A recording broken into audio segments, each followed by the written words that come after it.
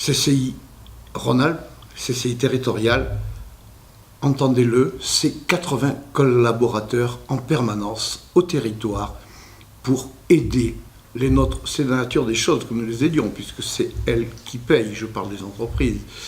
Mais 80 collaborateurs en permanence qui sont là pour aider nos entreprises, en particulier à l'exportation. Et en particulier, vous savez, dans l'équipe Rhône-Alpes de l'export, cette région a eu cette idée remarquable de créer une véritable équipe de l'export qui est constituée du bras armé de la région. Pour ce faire, c'est Erail, Hardy, bref, tout ça, c'est l'export, l'innovation, avec nous, les chambres de commerce et d'industrie, et même on a rajouté le bras armé de l'État, puisque UbiFrance est avec nous dans nos locaux. Et quand on parle de l'export, vous savez, notre région Rhône-Alpes, c'est en gros 265 000 entrepreneurs. Évidemment, tous ne sont pas exportateurs, mais c'est le rôle de l'équipe Rhône-Alpes de l'export de les aider, de les amener à l'export.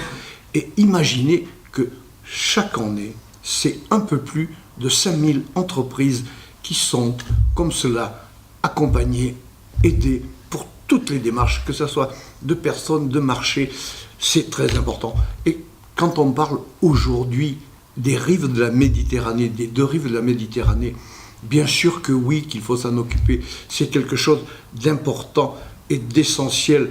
Cela est et reste un marché très attractif pour nos entreprises. Entendez-le bien, on dénombrait en 2013 plus de 540 établissements rhône-alpins exportant vers l'Algérie, mais aussi 715 qui exportaient vers le Maroc, 616 vers la Tunisie et 248 vers le Liban. Ces exportations représentent un volume très important, je ne sais pas, mais tout de même, je vais vous donner ces chiffres. C'est près de 600 millions d'euros pour l'Algérie, c'est plus de 450 millions d'euros pour le Maroc, c'est 490 millions d'euros pour la Tunisie et c'est près de 70 millions d'euros pour le Liban. Et pour ce faire, ce sont plusieurs dizaines d'entreprises qui sont allées encore plus loin et qui ont choisi d'implanter leur activité dans les pays dont je viens de parler. D'ailleurs, on comptait en 2013 près de 30 implantations à capitaux rhône-alpins en Algérie. 30 implantations en Algérie, je le répète, pas la guerre entre nous, pas la guerre économique. 60 entreprises au Maroc, 54 en Tunisie et 3 au Liban. Et les principaux échanges entre Rhône-Alpes et la Sud-Méditerranée concernent, en gros, mais c'est quand même la vérité, le matériel de transport, les machines industrielles et agricoles, les produits informatiques et électroniques et le textile. Il est évident qu'il faut renforcer la coopération avec les deux rives de la Méditerranée. Pour les entreprises, le terrain de jeu, c'est la planète tout entière. Mais quand même, ceux qui à proximité et avec lesquels on peut parler les mêmes mots et le même langage, c'est un peu plus facile.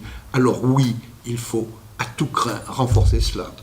IPEMED a réalisé là une mission première, une mission primordiale, essentielle.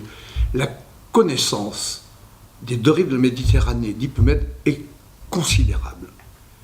Les équipes qu'ils ont connaissent leur métier, ils le font bien.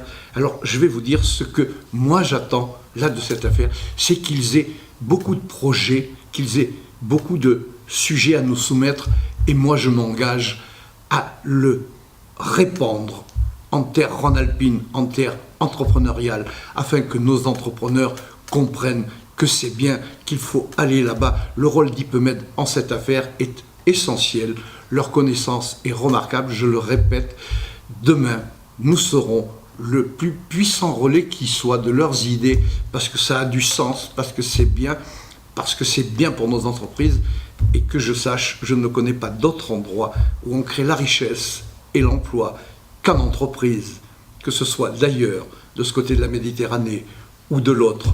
Alors oui, en avant.